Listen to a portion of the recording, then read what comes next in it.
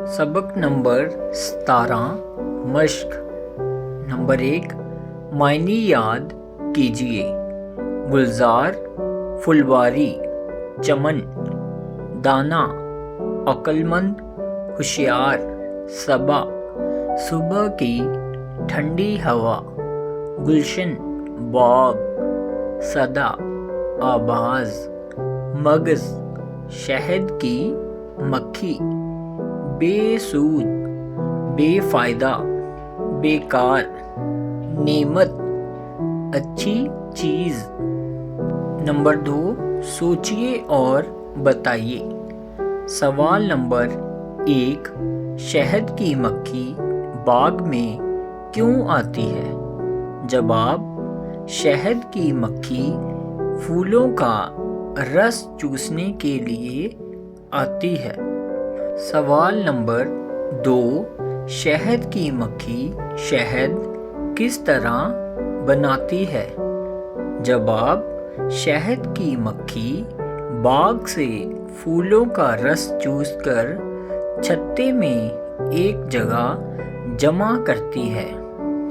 सवाल नंबर 3 शायर ने शहद की मक्खी को आवारा क्यों कहा है? जवाब: क्योंकि वो फूलों का रस चूसकर शहद बनाने के लिए इधर से उधर उड़ती रहती है। सवाल नंबर 4 शहद की मक्खी लोगों को क्या पैगाम देती है?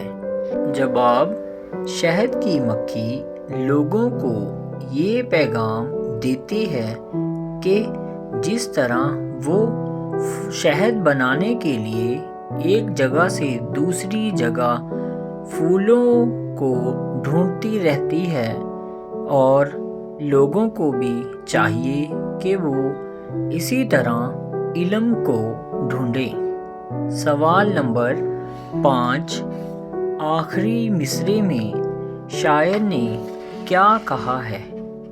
जवाब: आखिरी मिसरे ने शायर ने भी यही बात कही है कि तुम भी शहद की मक्खी की तरह इल्म को ढूंढो। नंबर 3 नीचे दिए हुए लफ्ज़ों के मुतरादिफ लिखिए। फूल, गुल, गुलजार, चमन, मगज, शहद की मक्खी, दाना, होशियार, सबा, सुबह की ठंडी हवा।